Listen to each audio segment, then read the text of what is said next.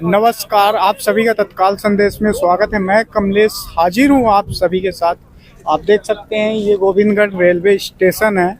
Rewa to Singrauli Lalitpur railway line में आज 1 साल से किसान परेशान हैं। इनकी ज़मीनें रेलवे द्वारा अधिग्रहित कर ली गई है, लेकिन मुआवजा दिया गया वो बोल रहे हैं कि ना कुछ के बराबर है। और इनका जो नौकरी का प्रावधान था कि जिनकी ज़मीन फंसेगी उनको परिवार में एक व्यक्ति को नौकरी दी जाएगी, लेकिन कुछ व्यक्ति समथिंग 20% लोगों को नौकरी मिली और कुछ लोगों को नौकरी नहीं मिली। और आप देख सकते हैं जहाँ रहने वाले लोग हैं, अनशनकारी हैं, उनसे ज़्यादा यहाँ पुलिस फोर्स दिखाई दे रही है। पुलिस छावनी में तब्दील हो गया है ये गोविंदगढ़ रेलवे स्टेशन। आइए मैं कुछ लोगों से बात करता हूँ। हमारे साथ हैं जिला पंचायत सदस्य लालमणि त्रिपाठी जी। आइए मैं उनसे बात करता हूँ और जानता हूँ क्या है पूरा मामला। ये जो है तो रेलवे ने सिगरौली ललितपुर रोड जो रेलवे लाइन है, जी सरकार ने पटरी बिछाने का काम या रेलवे निकालने का काम किया। जी सवाल ये है कि यहाँ किसानों को भू अधिग्रहण की गई जी। उस अधिग्रहण में ये था कि भाई उनके परिवारों को एक व्यक्ति को रोजगार दिया जाएगा, मुआवजा के साथ नौकरी दी जाएगी। अभी तक नौकरी नहीं दी गई, कुछ लोगों को दी गई, तो लगभग 80% लोग बाकी है, 80-90%। और उसमें जब उनको 10% लोग दी गई, इनको क्यों नहीं दी गई?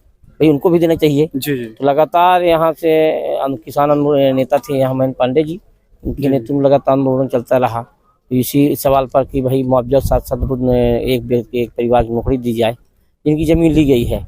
सरकार साल भर से ऊपर हो गया और लगातार आंदोलन चलता रहा। किसान मजबूर होकर आमरण अनशन बैठे। आज लगा लीजिए कि पूरी जब ये रेलवे पूरा से आ रहे हैं अधिकारी, चर्चा लगातार शासन प्रशासन लोग बातचीत नहीं कर रहे हैं उस हिसाब से। भाई उनको आश्वासन देना चाहिए, कुछ में बात कर निकालना चाहिए, रास्ता निकालना चाहिए बीच का। तो जब कितने दिन हो गए यहाँ धरने पे? ये तो धरना 1 वर्ष हो गया, 1 वर्ष ऊपर हो गया। अब आमरण अनशन चालू हो गया किसानों का, ये है ना, ये आमरण चालू हो गया। जी। अब वो आमरण अनशन से 21 से जो है दिसंबर से जी अब लगातार वो चल रहा है। और देखिए लगातार शासन प्रशासन इन आंदोलनों को चलने के लिए कितनी साजिश की जा रही है। जी। धारा 144 लगा दी गई, जनता इकट्ठा हो, किसान इकट्ठा न हो। तो उनको ये मालूम नहीं, किसान जब जागता है तो सरकार कुर्सियाँ, जब किसान जागा है तो सरकार कुर्सियाँ ढूंढने लगी है। अंग्रेज भाग गए हैं। 1920-25 के दौरान में जब किसान जागा है, स्वामी सरस्वती जी के आंदोलन नेतृत्व में आंदोलन हुआ है। ऐसे बीच में देखिए दिल्ली के अंदर आपके आंदोलन हुआ, उसमें आंदोलन सरकार को झुकना पड़ा। जी। ऐसे किसान अभी अगर पुलिस दम पर, गोली के दम पर, डंडे के दम पर अगर सरकार आंदोलन को चलने का प्रयास करेगी, किसान जाएगा, निरंतर होगा, चाहे आर पार लड़ाई होगी, जो होगा, किसान ये आंदोलन निरंतर चलता रहेगा। जी। देख सकते हैं किस कदर यहाँ पर पुलिस प्रशासन लगी हुई है और दूर दूर लोग दिखाई दे रहे हैं अपने अपने खेतों में। जहाँ तक खेतों में भी बैठने उनको नहीं दिया जा रहा है। देखिए यहाँ बाउंड्री लगी हुई है, पट्टे की ज़मीन है और यहाँ लोगों को बैठने नहीं दिया जा रहा है, यहाँ से खदेड़ा जा रहा है। कितनी पुलिस फोर्स लगी यहाँ, हम कैमरामैन से बोलना चाहते हैं कि टोटल पुलिस फोर्स दिखाएं आप। यहाँ से 1 किलोमीटर के दायरे में धारा 144 के तहत किसी भी आदमी को नहीं यहाँ रुकने बैठने नहीं दिया जा रहा है। इधर देखिए, इधर थोड़ी कैमरा घुमाइए और दिखाइए। आइए और मैं कुछ लोगों से बात करता हूँ और जानता हूँ। मैं संघर्ष जी। ये ललितपुर रेलवे का जो मामला है उसको बता देना चाहता हूँ। ये 2021 से 22 से हम लोग 23 से यहाँ रेलवे की वादा खिलाफी के खिलाफ हमारी ज़मीनें अधिग्रहित कर ली गई। रेलवे ने वादा किया था कि हम प्रति परिवार भूमस्वामी के परिवार को नौकरी देंगे। 20% लोगों को रोजगार दिया और एक तुगलकी फरमान उन्होंने जारी किया 2019 में। उसके बाद कि उसके बाद हम नौकरी नहीं देंगे। जी तो हम लोगों की मांग ये थी कि 2019 के बाद जो भूमि अधिग्रहण हुए हैं, जी जी उनके पहले जो इन्होंने फरमान जारी किया, आदेश जारी किया, जी। वो भी अवैधानिक है। वो भी अवैधानिक तरीके से उन्होंने आदेश जारी किया। जी पर वो 2019 के पहले 2015-16 में जिन किसानों की जमीन अधिग्रहित की गई, उनको भी नौकरी पर प्रतिबंध लगा दिया और 20% के लोगों को नौकरी दिया। उसके बाद सारे लोगों के मेडिकल हो गए, एसआर हो गए, कुछ लोगों के आवेदन जमा हैं, सीरियल के हिसाब से उनकी पूरी स्क्रीनिंग है। समय समय पर उनको रेलवे ने उनको बुलाया है, उनके सब दस्तावेज हैं। अब ये तानाशाही रेलवे करके और इस आंदोलन को कुचलना चाहता है और हमारे अधिकारों से वंचित करना चाहता है। अब ये फोर्स देख लीजिए, धारा 144 किसानों का शांतिपूर्ण आंदोलन चल रहा है, पुलिस छावनी बना दिया है पूरे रेलवे स्टेशन में। हमारे 2000 किसान बॉर्डर पर खड़े हुए हैं, आप जाके देख लीजिए, खेतों पर खड़े हुए हैं और उन्हें आने नहीं दिया जा रहा है, अपनी बात नहीं रखने दी जा रही है। मतलब ये एक प्रकार से किसान विरोधी जो ये अपनाए हुए हैं अपना रवैया, तो हमको ऐसा लगता है कि इनकी मंशा किसानों को कुचलने की है, जो हम बर्दाश्त नहीं करेंगे। ये आए, पुलिस छावनी बना दें, तब भी हम लड़ते रहेंगे, अंतिम दम तक लड़ते रहेंगे, जब तक हमारे लड़कों को नौकरी नहीं मिलेगी। ये मैं प्रशासन से भी कह देना चाहता हूँ, पुलिस से भी कह देना चाहता हूँ, पर मेरा आंदोलन शांतिपूर्ण ही रहेगा। जी। और मेरा विरोध ये चलता रहेगा। ये पुलिस से डरने वाले नहीं हैं, वो लड़के जो बाहर से आए हुए हैं, पन्ना, छतरपुर, सिगरौली से, देखिए आप 2000 लड़के अपनी नौकरी की आस लेकर आए हैं। उनको पहाड़ों के बॉर्डर पर रोका गया है, चेक पोस्ट बना दिया गया। आप जाएं देखिए, ऐसा चेक पोस्ट बनाया जैसे हम किसान नहीं आतंकवादी। इस देश के अंदर अपनी मांग को रखने वाले व्यक्ति प्रशासन की नजरों में, पुलिस की नजरों में आतंकवादी बन जाए, इस देश का क्या दुर्भाग्य होगा। इससे बड़ा दुर्भाग्य क्या है। देख सकते हैं किस कदर किसान परेशान हैं। जो जमीन थी वो रेलवे में चली गई, कुछ लोग तो बिना जमीन के हो गए, कुछ लोग बहुत ज़्यादा परेशान हैं। और वाकई बात ये है कि लोग यहाँ से देख रहे हैं आप कि अपने अपने खेतों में बैठे हैं, यहाँ आने नहीं दिया जा रहा या कि कुछ काम करने नहीं दिया जा रहा। कुछ शासन का ये जो रवैया है बड़ा स्ट्रिक्ट है। ललितपुर सिगरौली रेल लाइन है, यहाँ जो काम चल रहा है उसमें और सर क्या है सिचुएशन यहाँ की? यहाँ बड़ी गंभीर सिचुएशन है जी सर। ये यहाँ इतनी कड़कड़ाती ठंड में आप लोग बैठे हैं, कोई मेडिकल चेकअप आप लोगों का या कि मेडिकल चेकअप के लिए डॉक्टर आते हैं जी। उन्होंने किसानों को रेफर किया है। उन्होंने शंका जताई है कि किसानों को कुछ भी हो सकता है जी। और पर पुलिस और प्रशासन, रेलवे इस पर कोई गंभीरता से ध्यान नहीं दे रहा है। किसान भी अड़े हुए हैं कि मैं मरना है तो यहीं आमरण अनशन में ही मर जाएंगे। हो सकता है कि हमारे शहीद होने के बाद हमारे बच्चों को नौकरी मिल जाए। उनकी आशा ये है कि मेरी जान ही अगर चली जाएगी और उसके बाद लड़कों को नौकरी मिल जाती है तो इससे अच्छा शुभ कार्य कोई नहीं हो सकता है। जैसा कि अभी हाल ही में विधानसभा चुनाव हुआ है और नए सीएम आए हैं। शिवराज के बाद अब नए सीएम आए हैं मोहन यादव जी। बोल रहे हैं कि मोहन की सरकार है, तो उनसे आप क्या अपेक्षा रखते हैं? जब सीएम बने हैं जी मोहन यादव जी और उप मुख्यमंत्री, तो उनको मैंने बधाई प्रेस के माध्यम से भी दिया था अपने रेलवे संघर्ष समिति की तरफ से।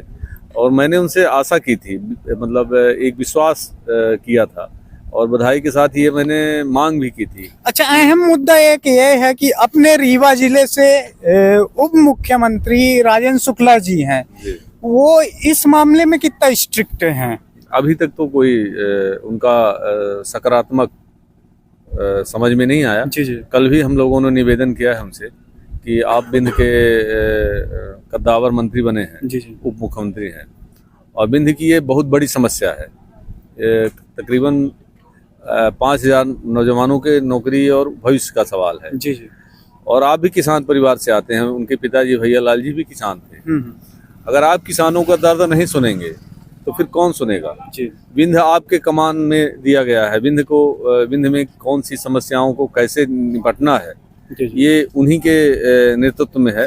तो उनसे मेरी मांग है कि वो किसानों के दर्द को समझें और निश्चित रूप से अगर सहृदय दिल हैं और उनको लगता है तो इस ठंड में जैसे किसान बैठे हुए हैं, निश्चित रूप से मेरी उम्मीद है, मैं ख़त्म नहीं हुई है उनके प्रति, निश्चित रूप से अगर वो चाह लेंगे तो किसानों की समस्या का निराकरण हो जाएगा। अच्छा, अभी तक अपने उप मुख्यमंत्री जी यहाँ पास आए एक नहीं, बार अभी भी नहीं किसानों आए, से मिलने? अभी नहीं आए।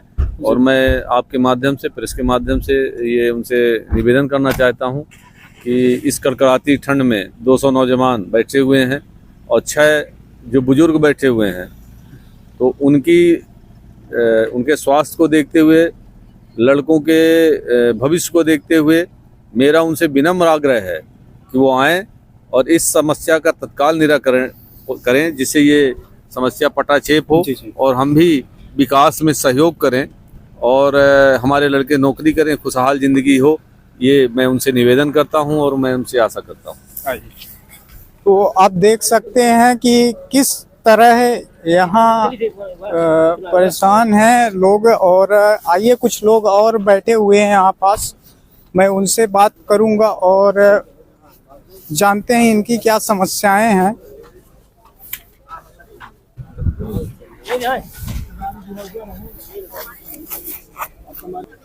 और देख सकते हैं सबसे पहले तो इनकी हालात तो वैसे भी सही नहीं समझ में आ रही है। इनके पैर में कुछ जलकोल को टाइप में लगा हुआ है। सर, आपका नाम? मेरा नाम विकास अग्निहोत्री है। मैं युवा एकता परिषद का प्रदेश उपाध्यक्ष हूँ जी। और यहाँ पर हमारे जो किसान बंधु हैं वो 1 वर्ष से लगातार अनिश्चितकालीन अनशन में बैठे हैं जी। और 7 दिनों, लगभग 8 दिनों से हमारे ये 5 बुजुर्ग लोग 6 भूख हड़ताल पे बैठे हैं, जिनमें से एक हमारे दिव्यांग साथी भी शामिल हैं जी जी। जो 8 दिनों से लगातार भूख हड़ताल में हैं। और विधिवत मेडिकल भी करा सकते हैं आप लोग, अन्न का इन्होंने एक दाना तक ग्रहण नहीं किया है अभी तक। और जो रेलवे है, रेलवे अपनी पूरी तानाशाही पे उतारू है कि मैं नौकरी भी नहीं दूंगा, रेलवे के अधिकारियों का कहना है, और काम भी करूंगा। चूंकि अभी तक उसने कोई ऐसा लिखित आदेश नहीं जारी किया है जिसमें उसने ये पुष्टि की हो कि मैं आज से ये नौकरी की प्रक्रिया बंद कर रहा हूँ। जी जी। लेकिन अभी तक विभाग की तरफ से ऐसा ना कोई लेटर आया है, ना कोई मौखिक आश्वासन किसी वीडियो में दिया हो। केवल तानाशाह, मतलब बिना किसी सबूत के, बिना किसी उसके मनमौजी तरीके से काम को चालू करा के ज़बरदस्ती भारी पुलिस प्रशासन के साथ काम कर रही है। और यहाँ पर लगातार धमकी दी जा रही है कि यहाँ बंद करवा के ऐसी धाराएं लगा दी जाएंगी कि 1-1 साल जमानत नहीं होगी। जी जी जी। तो सर, आप लोग यहाँ पास शांतिपूर्ण ढंग से ये धरना प्रदर्शन कर रहे हैं, आमरण अनशन, तो इसमें क्या धाराएं लगा सकते हैं आप लोगों के ऊपर? नहीं, इसके पहले भी उन्होंने 151 की कार्रवाई की थी, जिसको उन्होंने बाकायदे ये बोला था कि ये टेलर है, फिल्म अभी बाकी है। तो 151 यानी उन्होंने शुरुआत में लगाया है, तो आगे और भी बड़ी धाराएं लगाकर अंदर करा सकते हैं। जी। लेकिन इनके ये गीदड़ भभकी से हमारे किसानों का कहना है कि हम डरने वाले नहीं हैं। वो मुकदमा लगाएं, मार डालें, लाठी चार्ज कर दें, गोली मरवा दें, लेकिन हम यहाँ से नहीं हटेंगे। हालांकि मैंने किसानों से बात करने का भी प्रयास किया, उनको समझाइश भी देने के प्रयास किया कि बीच का रास्ता निकाला जाए, लेकिन किसान इतने आक्रोशित हैं कि उनका मात्र एक ही कहना है कि हम तब तक यहाँ से नहीं उठेंगे जब तक नौकरी यानी नियुक्ति, वो भी लिखित में आश्वासन नहीं दिया जाएगा तब तक। देख सकते हैं जैसे कि अभी सर ने बताया कि ये रेलवे प्रशासन द्वारा धमकियां भी दी जा चुकी है लोगों को। ये अभी ट्रेलर है, पिक्चर अभी बाकी है, लेकिन ठीक उसी तरह हमें दिखाई दे रहा है कि अब फिल्म शुरू हो गई है। और जिस तरह ये छावनी में तब्दील है पूरा गोविंदगढ़ रेलवे स्टेशन, वो फिल्म का नजरिया दिखा रहा है कि कैसे आखिर फिल्म की शूटिंग हो रही है कि फिल्म चल रही। यहाँ से देखिए आप 1 किलोमीटर तक पूरा पुलिस छावनी में तब्दील है। पुलिस लाठी डंडे हर चीज से लेके हर स्थिति में जूझने के लिए तैयार हैं। आइए मैं और लोग, सर आपका नाम? मेरा नाम नरसिंह शर्मा है, रघुनाथपुर से जी। तो यहाँ पर काफी पुलिस बल तैनात है, लगभग 3 से 4 हजार के बीच में। जी। और लगभग 6 किलोमीटर की परिधि में इन लोगों ने पूरा पुलिस लगाया हुआ है। और किसान हमारे किसी तरफ से भी नहीं आ रहे, जबकि हमारे किसान इतने शांतिपूर्ण तरीके से पिछले 1 साल से अनशन कर रहे हैं। और अभी 21/12/2023 से आमरण अनशन किया हुआ है। ये हमारे बुजुर्ग लोगों ने, और 6 लोग बैठे हैं आमरण अनशन में। और कोई रेलवे का पूरा सहयोग किया है काम से लेकर के किसी भी चीज में। लेकिन रेलवे और प्रशासन, जो रीवा की लोकल प्रशासन है, ना तो रेलवे वाले कोई सहयोग करते हैं और ना तो प्रशासन पुलिस वाले कोई सहयोग करते हैं। और हमारे गरीब किसानों को, जिनको बेचारों को दाने खाने के लाले पड़ गए हैं, 1 इंच जमीन ले ली है रेलवे ने, हड़प ली है, झूठ बोल के छीन लिया है। उनको कोई सहारा नहीं बचा। या तो वो मरे, कोई भी अधिकारी, या तो वो मरे, या तो फिर हड़ताल करें, या तो उनको नौकरी मिले। अब किसान जाए तो जाए कहाँ? उनके भी बच्चे हैं। रेलवे को सोचना चाहिए, अगर हमने उनसे जमीन, उनकी मातृभूमि छीनी है और हमेशा के लिए छीनी है, 1 दिन के लिए नहीं, अब तो वो बेसहारा हो गए। तो मानवता समझनी चाहिए। रेलवे तो अब नया रूल निकाला है कि जिनकी जमीन फंसी है उनको डबल मुआवजा देके नहीं सर, ये देखिए, अगर रेलवे ने 5 लाख रुपए देने को कहा है, अगर 5 लाख रुपए देता, वो 5 लाख रुपए कितने दिन चलेगा? और एक अंगूठा छाप किसान उस 5 लाख रुपए का क्या करेगा? आप समझिए जरा। हैं, आप ही को मैं 5 लाख रुपए दे दूं, कितने दिन चलेगा वो 5 लाख? लेकिन मातृभूमि जो जमीन है वो तो उसकी पीढ़ियों की जमीन है ना, है? उसको आगे तक 100 साल तक, जैसे रेलवे 1000 साल तक चलेगी, वैसे उसका भी जीवन 1000 साल तक उसके बच्चों का जीवन चलता है। अब किसानों ने तो ये ठान लिया है, या तो हमारे प्राण ले ले, या तो हमारी जमीनें वापस कर दे। और अगर नौकरी नहीं मिलती है तो या तो हमारी जमीन वापस दे दे, अपना पैसा ब्याज सहित वापस ले ले, या तो हमारी जमीन वापस कर दे, या तो नौकरी दे दे, अन्यथा हम लोगों को फांसी पे चढ़ा दे। गोली मरवा दे, उसके लिए मंजूर है। आग लगवा दे, उसके लिए मंजूर है। लेकिन ये अनशन खत्म करने के लिए हम किसी भी हालत में मजबूर नहीं है। और अगर ये हमारे साथ जाति करेंगे तो मजबूर हम भी होंगे। पहल हम नहीं करेंगे, लेकिन अगर इन्होंने किया और हमारी बात नहीं मानी तो हम लोग किसी भी हद, जब प्राण ही देने को तैयार हैं तो फिर कोई भी हद पार कर सकते हैं। तो आप मीडिया से हमारा ये विनम्र निवेदन है कि किसान भाई जो गरीब है, जो अन्नदाता है, लोहे की पटली खा के कोई जिंदा नहीं रह सकता। रेल मंत्री को खिला दो 1 दिन पटली, छर्रे खिला दो उसको लोहे के, क्या वो जिंदा रहेगा? नहीं रहेगा। अगर विकास चाहिए है देश का तो किसान का साथ देना पड़ेगा, चाहे कोई भी मंत्री हो, कोई भी सरकार हो। सर अब तो अपने रीवा में नए उप मुख्यमंत्री चुने गए हैं, राजेंद्र शुक्ला जी, और नए मुख्यमंत्री निर्वाचित हुए हैं, तो उनसे आप क्या कहना चाहेंगे? नहीं, उनसे तो निवेदन यही करूंगा कि जब आप लोग वोट लेने के लिए आते हैं तो आप जनता के पैर भी पड़ते हैं, हाथ भी जोड़ते हैं और निवेदन भी करते हैं और बिल्कुल गाय की तरह हो जाते हैं। तो मेरा निवेदन है कि उसी जैसे आप गाय की तरह हो जाते हैं तो उसी गाय की तरह दूध भी दीजिए और जनता की सेवा करने का जो आपने वचन धारण किया है तो उस वचन को पूरा करिए और हमारे गरीब किसानों का साथ दीजिए, ताकि आगे भविष्य में हमारे गरीब किसान भी आपका सहयोग दें। और हमें अपनी बीजेपी से और अपनी सरकार से और मंत्री जी से हमें पूर्ण विश्वास है कि उनका पूरा सहयोग मिलेगा। और अभी तक तो शायद फ़ोन पे ही बात होती रही है, लेकिन अगर आ जाएं तो बहुत अच्छी बात है।